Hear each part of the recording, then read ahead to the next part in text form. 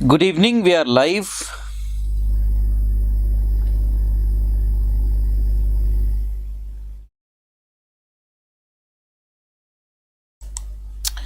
प्रेसी writing हम लोग पढ़ रहे हैं। प्रेसी राइटिंग की थ्योरी हम कल कर चुके हैं। आज हम दो एग्जाम्पल लेकर आए हैं जिनकी हम प्रेसी आपके सामने लिखेंगे। पहले पूरे पैराग्राफ को थोरोली पढ़ना है। रीडिंग पार्ट में हमें किन किन चीज़ों का ध्यान रखना है वो हम कल की क्लास में थोरोली पढ़ चुके हैं। सबसे जो इम्पोर्टेंट पार्ट था वो था कि वर्ड्स पे फोकस करना। सेकेंडली, आप किसी भी जब उसको पढ़ रहे हैं रीडिंग में पैराग्राफ को, तो उसके आगे उसका एक नोट डालते रहना।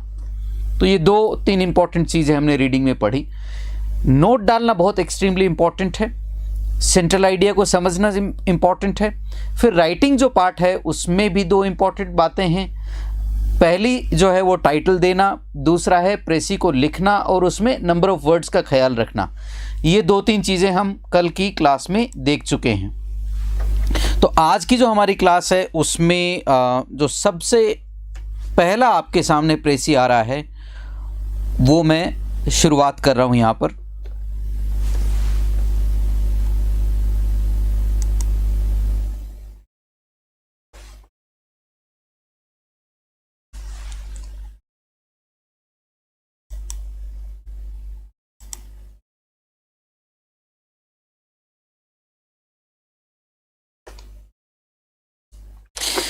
ये पहला है, इन India working women lead a life of dual responsibility.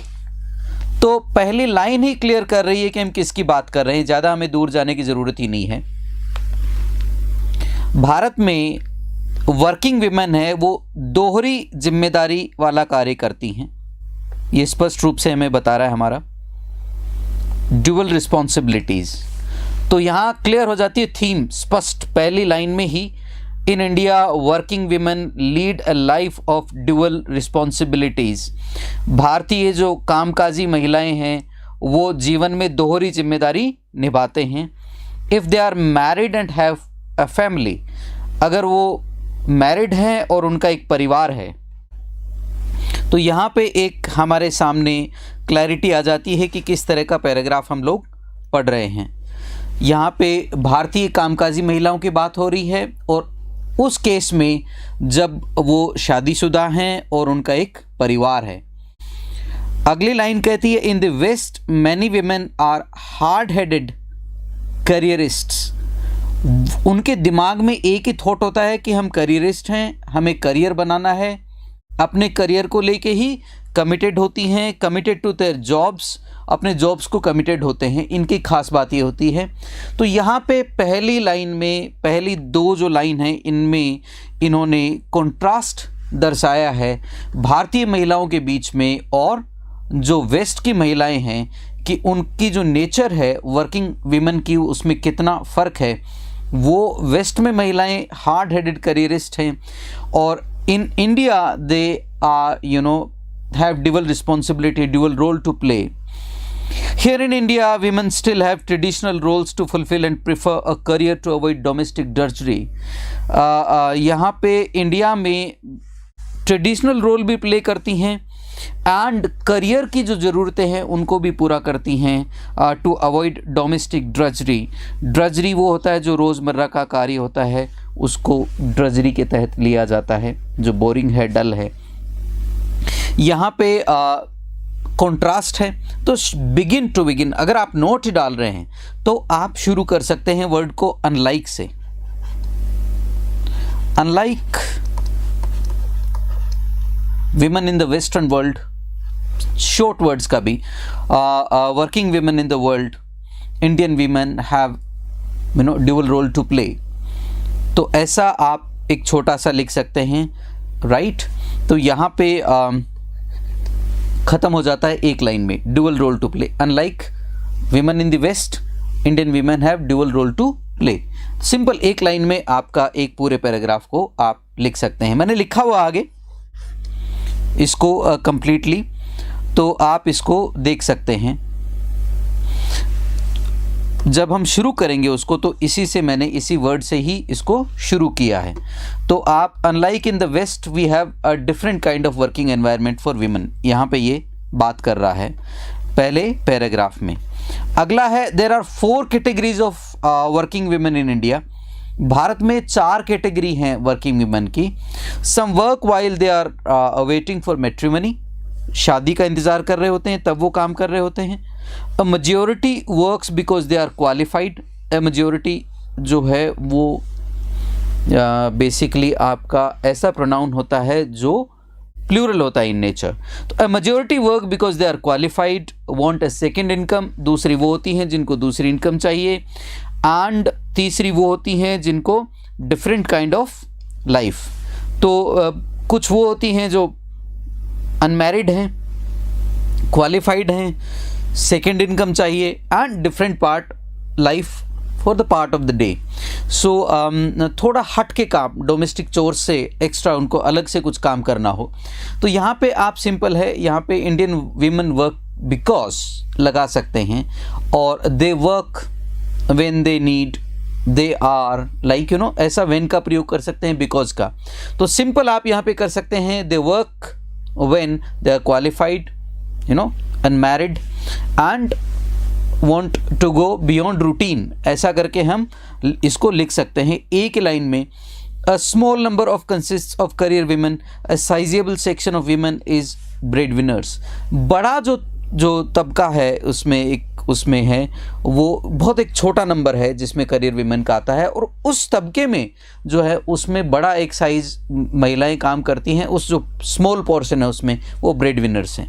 Bread winners का मतलब यहाँ पे होता है जो परिवार के लिए रोजी रोटी कमा कर लाता है। तो ये कुछ हम 2 लाइनों में इसको लिख सकते हैं। तो जो पहले 2 पैराग्राफ हैं वो आप केवल 2 लाइन में लिख सकते हैं। पहला, unlike in the west Indian women have dual role to play, family and work both. Second line जो है, they work when they are unmarried, extra income चाहिए उनको, और दे आर क्वालिफाइड, और they want different role to play, थोड़ा सा उनको domestic drudgery से हट के जो अलग कार्य करना है उसके लिए वो लोग थोड़ा बहुत काम करते हैं।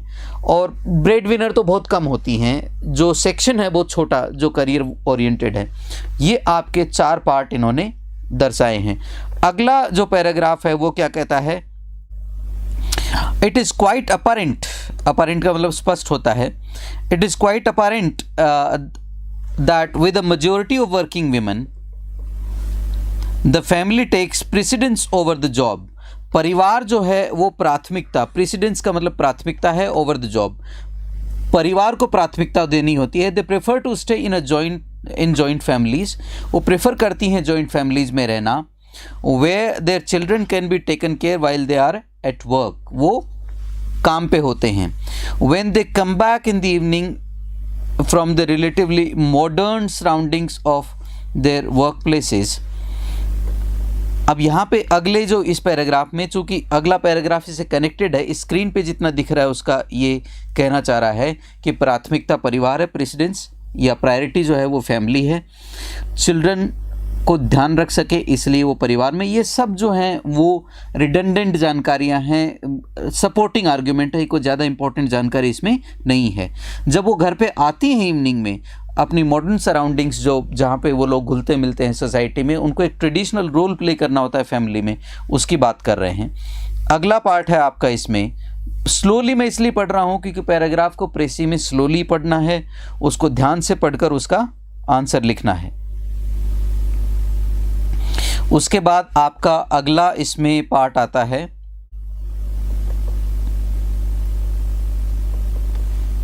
वो है their responsibilities have to undergo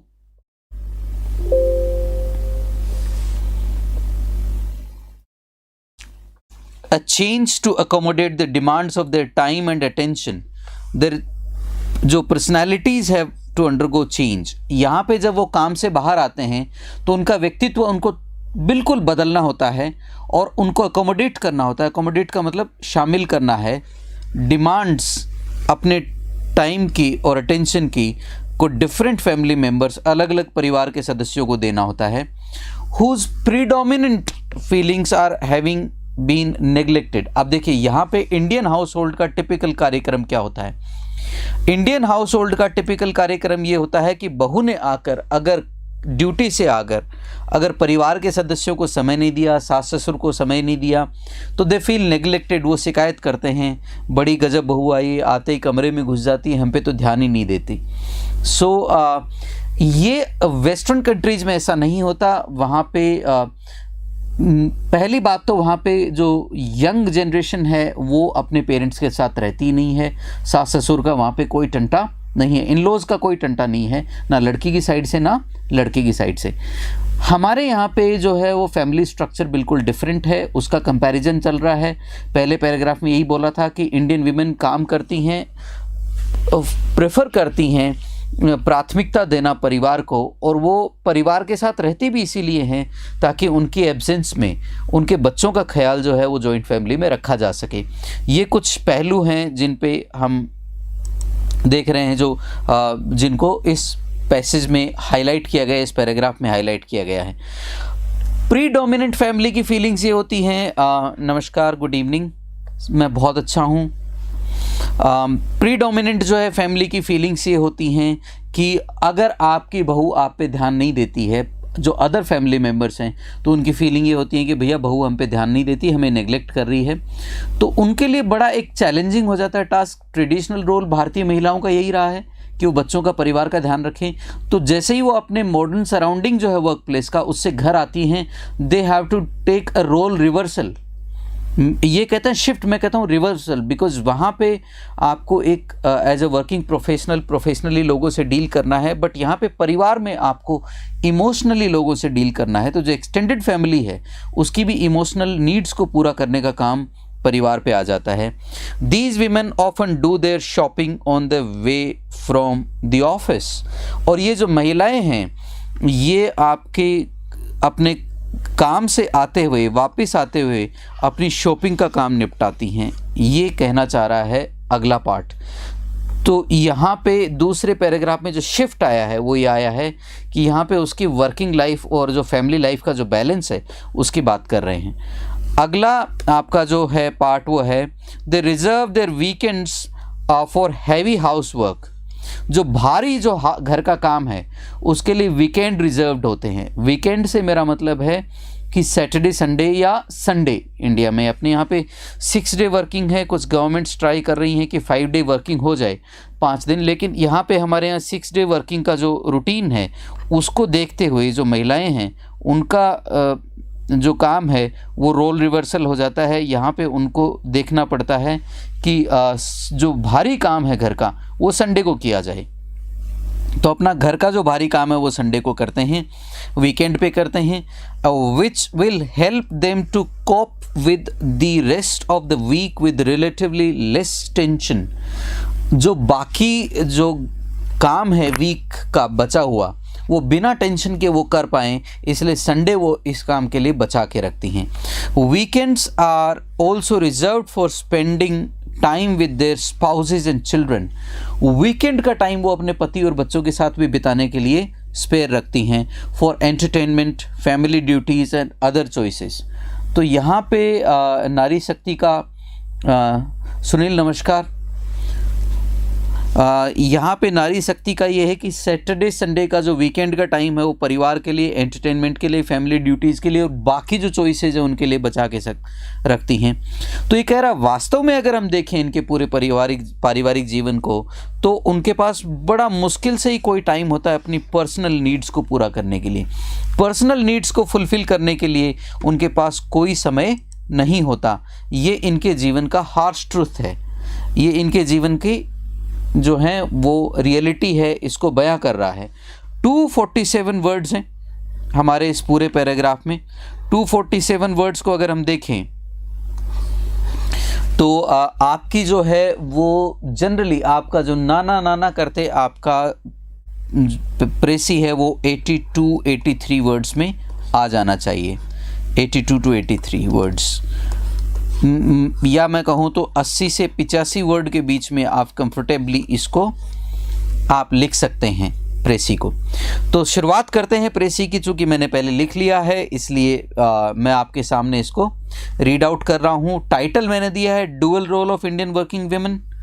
और चूंकि कई लोग, जैसे एक बार मैंने इसको क्लास में करवाया हुआ है, तो स्टूडेंट्स ने कहा मैरिड वर्किंग वुमेन कह सकते हैं। मैंने कहा ऑब्वियसली, बट उससे टाइटल बहुत लेंदी हो जाएगा। टाइटल में जो है वर्ड्स हमें लिमिटेड रखने हैं। वर्ड्स हो सकती है, लाइन हो सकते हैं, फ्रेजेस हो सकती हैं, तीनों हो सकते हैं, इसमें कोई संदेह नहीं है। बट इसका जो अप्रोप्रिएट जो टाइटल है that is dual role of Indian working women भी आप कह सकते हैं, या challenges of working Indian working women भी कह सकते हैं। लेकिन इस जो पूरे पैराग्राफ है, इसमें थीम जो है वो महिलाओं का जो दोहरा कार्य है या उनकी जो दोहरी जिम्मेदारियां हैं उन्हीं पे लिखा गया है, इसलिए हम इसी को लेते हैं।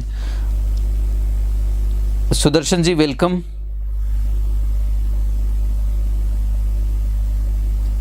इंग्लिश की अच्छी क्लास है, thank you so much Surendra जी,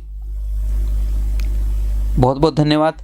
हाँ, कुछ स्टूडेंट्स की सुरेंद्र जी इसमें डिमांड भी आई है कि जो बाकी बचे हुए टॉपिक्स हैं, जैसे आपका लेटर राइटिंग है, रिपोर्ट राइटिंग है, उस पर भी मैं क्लासेस लेकर आ रहा हूँ। तो आगे आप जुड़े रहें, देखते रहें, शेयर करें और अपनी एग्ज़ाम्स की प्रिपरेशन करें।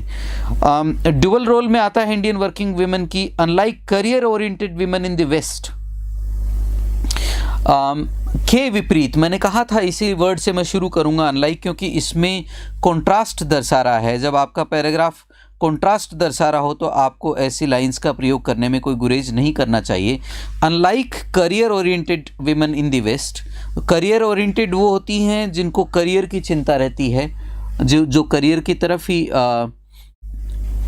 झुकी हुई उनकी प्रायोरिटीज़ होती है, प्राथमिकताएं होती हैं। In the west Indian women strive to find, strive का मतलब होता है बहुत प्रयास करना, मेहनत करना, the balance between their career and familial responsibilities. आप फैमिलियल वर्ड से ज़्यादा अगर कंफर्टेबल नहीं है तो फैमिली रिस्पॉन्सिबिलिटीज़ भी वर्ड आप यूज कर सकते हैं टू सिंप्लीफाई इट। अगर आप प्लेन और सिंपल वर्ड्स का प्रयोग करना चाहते हैं तो फैमिली रिस्पॉन्सिबिलिटीज़ वर्ड का प्रयोग आप करें, वो ज़्यादा ईजी रहेगा आपके लिए। तो यहाँ पे पारिवारिक जिम्मेदारियों की बात कर रहे हैं। तो फैमिलियल को मैं इसलिए कह रहा हूँ, आप अवॉइड भी कर सकते हैं क्योंकि इसके मेनली दो अर्थ निकलते हैं। पहला होता है related to family, related to family, परिवार से संबंधित होता है। और दूसरा क्या होता है, मेंबर्स ऑफ द फैमिली के लिए भी इसको हम यूज़ कर लेते हैं, मेंबर्स ऑफ द फैमिली। तो यहाँ पे हम वर्ड फैमिलियल का यूज़ कर रहे हैं, तो ज़्यादातर वर्ड फैमिलियल एडजेक्टिव से परिचित नहीं होते। ऐसी परिस्थिति में आप यहाँ पे केवल और केवल फैमिली वर्ड का प्रयोग भी कर सकते हैं। That is going to be easy for you, ये आपके लिए आसान रहने वाला है। Familial responsibilities, the work if they are unmarried, जो ड्यूअल रिस्पॉन्सिबिलिटी में है उसमें यह है कि वो कार्य करती हैं, अगर वो शादीशुदा हैं तो भी वो कार्य करती हैं। If they are unmarried, well educated होती हैं इसलिए भी वो कार्य करती हैं, सेकंड इनकम चाहिए उनको इसलिए भी करती हैं, सम चेंज इन रूटीन, कुछ उनको बदलाव चाहिए रूटीन में इसलिए भी वो कार्य करती हैं। पहले पैराग्राफ का ही एक शॉर्टेंड रूप है जो मैंने लिख दिया है। फिर अगला है आपका इसमें जो पार्ट आता है आपका, they are professionals at work, वो बहुत मतलब प्रोफेशनल्स से यहाँ पे मेरा मतलब है पेशेवर होती हैं कार्य पे। And they have to meet the emotional needs of the extended family once they are back from work. जब वो कार्य से वापस आ जाती हैं तो उनके परिवार की अपनी इमोशनल नीड्स को भी पूरा करना होता है। दूसरे शब्दों में लिखा है मैंने, प्रेसी राइटिंग की खास बात यही होती है, आपको कॉपी पेस्ट नहीं करने वर्ड्स पैराग्राफ से। You have to take different words, simpler words to make people understand, और जो आप लिख रहे हैं उसको स्पष्ट करने के लिए। Weekends are spared for spouses and children and other responsibilities. Weekends जो है बच्चों और स्पाउसेस के लिए रखे जाते हैं। It is so hard on them that they even can't take care of themselves, और वो इतना हार्ड हो जाता है कि उनको अपना ध्यान भी नहीं रख पाते हैं, यानी अपनी पर्सनल लीड को तो भूल ही जाते हैं। लास्ट का स्टेटमेंट तो ये सम अप किया है हमने, पूरी समरी को हमने 81 वर्ड्स में निपटाया है। एग्जैक्टली 1/3 है, प्रिसाइज है। तो आपको वर्ड्स वो ढूंढने होते हैं जो पूरे के पूरे पैराग्राफ को सम अप करते हैं। तो ये पूरा का पूरा पैराग्राफ हम लोग इस तरीके से सम अप कर रहे हैं कि ड्यूअल रिस्पॉन्सिबिलिटीज़ हैं, फैमिली नीड्स को भी पूरा करते हैं, जगलर हैं, कार्य के बीच में इधर उधर उनको सारा बैलेंस बिठाना होता है। तो ये पूरा का पूरा आपका प्रेसी राइटिंग है। ये पहला पैराग्राफ आपका यहाँ पे समाप्त होता है। दूसरे पैराग्राफ को हम पढ़ना शुरू करते हैं। आज की चूँकि क्लास में किसी भी प्रेसी को लिखने में, उसको पैराग्राफ को रीड करने में और उसको कैसे लिखना है ये बताने में it doesn't take more than 15-20 minutes. बहुत छोटे टॉपिक होते हैं प्रेसी राइटिंग, तो एक क्लास में हम लोग 2 या 3 या 4 प्रेसी राइटिंग आसानी से कर सकते हैं। तो अगला पैराग्राफ है, उसकी शुरुआत करते हैं हम लोग। अगला पैराग्राफ पढ़ रहा हूँ मैं आपके सामने, प्रेसी 2। कोई टाइटल नहीं है, आपके सामने सीधा पैराग्राफ आएगा, आपको रीड आउट करना है, अंडरस्टैंड करना है। खासकर आरएएस के पुराने पेपर से दोनों मैंने उठाए हैं। एक 16 से उठाया है, एक कोई दूसरा पेपर है आरएएस का ही 16 में, पता नहीं वो आरपीएससी की वेबसाइट से ही मैंने पिक किया है। So the very first line मैंने ऑब्जर्व किया ज़्यादातर पेपर्स में जो आरपीएससी में आते हैं कि वेरी फर्स्ट लाइन में ही वो कहीं ना कहीं आपको हिंट दे देते हैं what we are going to talk about. So they make your life relatively easy, तुलनात्मक रूप से आपका जीवन आसान बना देते हैं वो लोग। तो इस पैराग्राफ को अगर हम पढ़ें ध्यान से तो देखिए क्या कह रहा है। If you were to ask various people the meaning of fitness, अगर आप पूछें फिटनेस का अर्थ क्या है अलग अलग लोगों से, if you were to ask various people the meaning of fitness, fitness का मीनिंग क्या है अलग अलग लोगों से पूछे, you would get different answers, आपको अलग अलग उत्तर मिलेंगे, एक उत्तर मिलेगा नहीं। इसका मतलब पहला क्या है, meaning of fitness is different for different people. Simple एक लाइन में पूरे पैराग्राफ को आप सम अप कर सकते हैं। The meaning of fitness is different for different people. Simple, plain, clear, एक लाइन में प्रेसी लिखी गई। You would get different answers. Fitness is everything to most people. बहुत से लोगों के लिए फिटनेस सब कुछ है। अ प्रेशियस कमोडिटी, एक बहुत ही प्रेशियस का मतलब यहाँ पे मेरे से संबंधित है बेशकीमती, कोमोडिटी वस्तु, बेशकीमती वस्तु होती है बहुत से लोगों के लिए। दैट अनेबल्स अस, जो हमें अनेबल करती है, समर्थ बनाती है, to live our lives to the full मतलब कंप्लीटली, टू द फुल का मतलब होता है फुली, कंप्लीटली। तो ये है, बहुत से लोगों के लिए फिटनेस ही सब कुछ है, अलग अलग लोगों के लिए अलग अलग मीनिंग है। तो लाइन में जगलिंग है। प्रेसी राइटिंग का अगला इंपॉर्टेंट पॉइंट आया था, जब आप प्रेसी लिख रहे होते हैं जरूरी नहीं है जो थॉट्स आप लिख रहे हैं वो ओरिजिनल ऑर्डर में हो, जिस ऑर्डर में आपका पैराग्राफ लिखा गया है, they could be different in different order. आप पहले की चीज़ बाद में ले जा सकते हैं, बाद की चीज़ पहले ला सकते हैं, पहले की चीज़ बाद में भी रख सकते हैं, वाइस वर्सा। आप दोनों तरीके से इसको यूज़ कर सकते हैं। There is nothing wrong with that. तो yet is really cherished only when it begins to fade away. हर किसी को फिटनेस की वैल्यू मालूम है, लेकिन इसकी कीमत इंसान को तब पता लगती है जब वो फिटनेस आप लूज़ करना शुरू कर देते हैं। तो ये तो ट्रुथ है, स्टार्क रियलिटी है हमारी लाइफ की। जब हम किसी भी चीज़ को खोना शुरू करते हैं या खो देते हैं तब उसकी कीमत हमें समझ में आती है, उससे पहले हम उसकी कीमत नहीं समझ पाते हैं। So that's how life is. तो स्लैंग्स में यूज़ नहीं कर सकता क्लास में, बाकी स्लैंग्स बहुत यूज़ करते हैं जीवन को लेके। अलग अलग लोग बड़े बुद्धिमान पुरुष होते हैं कई, तो वो जीवन को लेके कई तरह की गालियाँ भी प्रयोग कर लेते हैं। अगला पैराग्राफ आपके सामने है, वो क्या कहता है, टू एन ओल्डर पर्सन। पहला पैराग्राफ क्या रहा था, डिफरेंट मीनिंग है डिफरेंट लोगों के लिए। प्रेशियस है, सब मानते हैं, बट इसकी वैल्यू तब रियलाइज करते हैं when they lose it. To an older person, एक बूढ़े आदमी के लिए, it might be a feeling of youthful vigour. बूढ़े आदमी को लगता है कि फिटनेस वो है कि एक यूथफुल विगर है, कि एक जो जोश है, यूथफुल विगर, जवानी का जोश। यूथफुल विगर क्या होता है, जवानी का जोश है। टू एन एथलीट, जो एक एथलीट होता है, the capacity to run a mile in 4 minutes. 1 मील की दूरी लगभग 1600 मीटर की दूरी 4 मिनट में दौड़ जाना फिटनेस हो सकती है एक एथलीट के लिए। To stenographer the ability to type for 8 hours, एक स्टेनोग्राफर के लिए 8 घंटे तक टाइपिंग करना एट अ स्ट्रेच का मतलब होता है लगातार बिना रुके, विदाउट डेवलपिंग एक्किंग शोल्डर मसल्स, बिना कंधे के मसल्स दुखे 8 आवर्स अगर एक स्टेनोग्राफर टाइपिंग करता तो वो फिट है अपने आप में, उसको ऐसा महसूस होता है। To a coach it is something that comes with training, और कोच के लिए ट्रेनिंग क्या है? It comes with fitness. Coaching वाले टीचर्स, इनके लिए क्या है? फिटनेस वो है जो प्रैक्टिस से आती है, मेंटल फिटनेस हो, फिजिकल फिटनेस हो।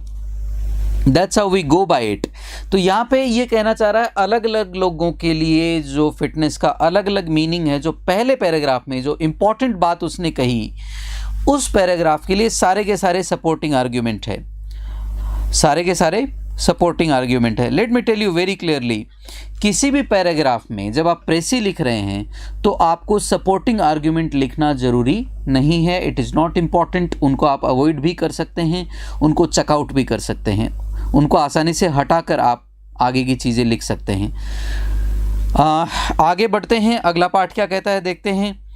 अगला पार्ट ये कह रहा है, श्रीमान, टू अ फिजिशियन, डॉक्टर के लिए it is a functional state of body, जो शरीर की जो फंक्शनल स्टेट है, कार्य करता हुआ, मतलब अगर मैं सरल शब्दों में रखूं, चलती का नाम गाड़ी। डॉक्टर के लिए अगर चल रहा है शरीर तो हेल्दी है, ठीक है, जैसा भी है। अगर हेल्थ की डेफिनेशन, फिटनेस की डेफिनेशन अगर डॉक्टर से पूछेंगे तो वो बोलेगा चलती का नाम गाड़ी, भैया चल रहे हो, बहुत बढ़िया है। It is a functional state of body defined in technical terms. वो टेक्निकल टर्म्स में, फिर वो टेक्निकल टर्म्स में डिफाइन करते हैं कि बॉडी क्या है, चलती का नाम गाड़ी क्या है, फिटनेस क्या है। वो डॉक्टर अपनी परिभाषा गढ़ता है उसके लिए। Fitness is all these things and more.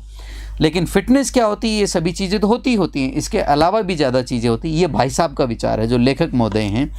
It is strength है, ताकत है, फ्लेक्सिबिलिटी, जो शरीर में जो कोमलता है, एजिलिटी फुर्ती है, पावर ताकत है, स्पीड गति है, and muscular and cardiovascular endurance, muscular muscles के लिए आया है, आपकी मांसपेशियों के लिए, और कार्डियोवस्कुलर होता है हृदय की जो मसल्स होती हैं उनकी एंडोरेंस, उनका टिकाऊपन। एंडोरेंस क्या होता है? टिकाऊपन। तो ये कह रहे हैं भाई साहब, fitness goes beyond all the definitions, goes beyond all the definitions. It strength है, फ्लेक्सिबिलिटी, एजिलिटी, पावर। फिर वही बात आ गई, डिफरेंट लोगों के लिए फिटनेस का डिफरेंट मीनिंग है। अगला क्या कहता है? It is the ability to enjoy our daily lives. ये वो एबिलिटी है हमारी डेली लाइव्स को एंजॉय करने की, and to achieve our goals, हमारे गोल्स को अचीव करने की, without undue fatigue and stress. Fatigue का मतलब होता है थकावट, स्ट्रेस का मतलब होता है तनाव। तो ये कह रहा है कि हम हमारे डेली जीवन के जो गोल हैं उनको अचीव कर पाएँ बिना किसी थकावट के, बिना किसी शारीरिक और मानसिक तनाव के। That is called fitness according to him. लेखक के अनुसार, लेखक की परिभाषा फिटनेस की ये है। अलग अलग व्यवसाय वालों की परिभाषाएं अलग अलग हो सकती हैं। देखिए, जनरली तो क्या होता है, शरीर का पता मनुष्य को तभी लगता है जब वो अस्वस्थ होता है। अगर वो अस्वस्थ नहीं है तो वो शरीर की परिभाषा ही नहीं है उसके लिए, वो शरीर का एहसास ही नहीं होता। शरीर का एहसास ही हमें तब होता है जब हम अस्वस्थ होते हैं, कहीं दर्द हो रहा होता, तब हमें पता लगता है हमारे शरीर भी है, अन्यथा तो हमें पता ही नहीं लगता।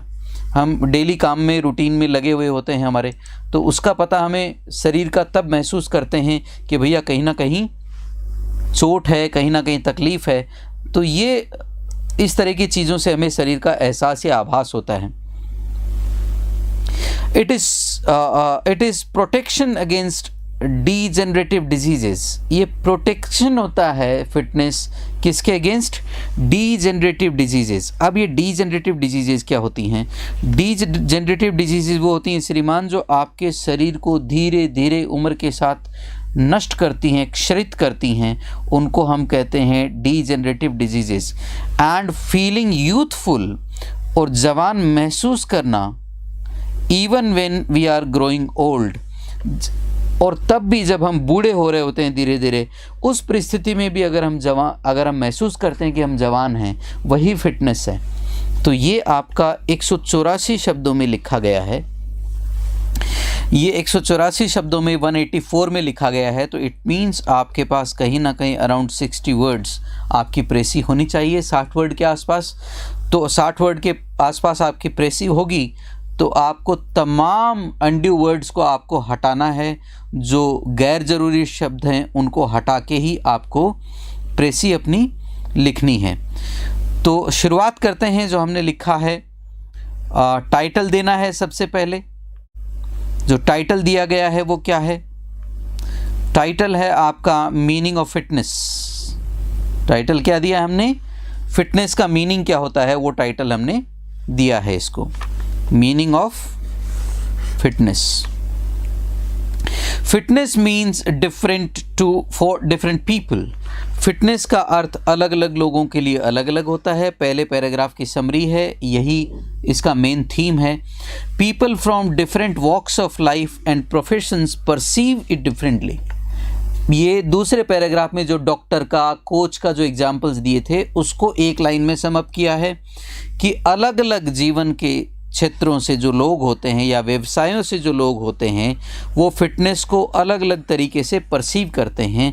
It all depends on what kind of physical and mental activity their life demands.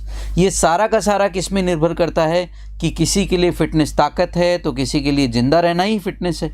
तो ये किस पे डिपेंड करता है कि किस तरह की मानसिक और शारीरिक जो फिटनेस है, एक्टिविटी है, वो आपका व्यवसाय आपसे मांगता है। आप किस तरह के कार्यकलाप में इंडल्ज हैं वो हमने पढ़ा पैराग्राफ के अगले पार्ट में, जहाँ पे अलग अलग जो व्यवसाय के लोग हैं वो अलग अलग तरह की चीज़ें आपसे डिमांड करते हैं। तो ये 3 लाइनें हमने वहाँ से ली हैं। फिर अगला जो पार्ट है, fitness keeps us active. Fitness हमें एक्टिव रखती है, हेल्दी रखती है और हमें इंजॉय करती है, हेल्प करती है हमारा जीवन पूर्ण रूप से आनंद उठाने के लिए। ये पहले पैराग्राफ से देखिए क्या है। पहले पैराग्राफ की कुछ चीज़ें मैं अंत में लेके आया हूँ। Let me tell you very clearly, आपको प्रेसी लिखते समय जो ओरिजिनल ऑर्डर है उसका ख्याल नहीं रखना, मीनिंग की सीक्वेंस का ख्याल रखना है। As well as keeps us young, हमें जवान भी रखता है, ये विगर में रखता है, ताकत है, ये है वो है, सारी चीज़ें हम पढ़ चुके हैं। हाउएवर, हालांकि most of us realise its value. किसकी वैल्यू? फिटनेस की value when we start losing it, जब हम उसको खोना शुरू करते हैं। तो अक्सर हम लोग जो हैं वो फिटनेस की वैल्यू तब समझते हैं जब हम उसको खोना शुरू करते हैं। 61 वर्ड्स में हमने लिखा है, 60 से 62 3 वर्ड्स की डिमांड थी। तो एग्जैक्टली देखिए कला क्या है? कला वही है लिखना। ये RS के पेपर्स में आई हुई हैं। आप अपने पुराने पेपर्स उठा के चेक कर सकते हैं, गूगल पे डाल के देख सकते हैं। इसको कॉपी करके यहाँ से वीडियो को रोक के, ये खुद ने ही लिखा है आपके टीचर ने, पढ़ाने वाले ने, तो इस पे आप चेक कर सकते हैं। देखिए आजकल इंटरनेट का ज़माना है, आपको जो भी पढ़ाया जाता है ना, अगर कोई टीचर आपको कहता है, ये कोई दावा नहीं है, जो घटना घटी जैसे लिखा गया वैसे मैं आपको बता रहा हूँ। तो शॉर्ट में लिखा है इसको मैंने 61 वर्ड में, इसको कॉपी करके आप पेस्ट करके देख सकते हैं गूगल पे। अगर यही वर्ड्स आपको मिलते तो आपको पता लग जाएगा ये कॉपीड है। तो या किसी गाइड में भी आप चेक कर सकते हैं। तो ऐसा आप क्रॉस चेक कर सकते हैं if you want wish to. आप ग्रामेटिकली भी इसको चेक करवा सकते हैं किसी टीचर के पास ले जाके कि देखिए जी ये पढ़ा रहे हैं श्रीमान कोई, एक बार इसको ज़रा ग्रामेटिकली एक बार टेस्ट करके बताइए क्या सीन है, सिचुएशन है। तो वहाँ से जो फीडबैक आता है उसको अप्रिशिएट किया जा सकता है।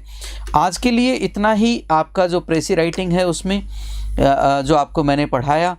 कल की क्लास में मैं थ्योरी लेकर आऊँगा लेटर राइटिंग की, रिपोर्ट राइटिंग की थ्योरी। पहले लेटर राइटिंग की थ्योरी करेंगे, कुछ लेटर्स के एग्जाम्पल्स लेंगे। लेटर की क्लासेस 2-4 दिन ज़्यादा चल सकती हैं क्योंकि लेटर्स में वैरायटी बहुत होती है। फॉर्मल लेटर होते हैं, इनफॉर्मल लेटर होते हैं। फिर फॉर्मल में भी आप किसको लिख रहे हैं, विधीन कार्यालय लिख रहे हैं, अथॉरिटीज़ को लिख रहे हैं, गवर्नमेंट को लिख रहे हैं, बॉसेस को लिख रहे हैं। फिर आपके नोटिसेज हो सकते हैं, सर्कुलर हो सकते हैं, मेमोरेंडम हो सकते हैं, बहुत सी वैरायटी है उसमें।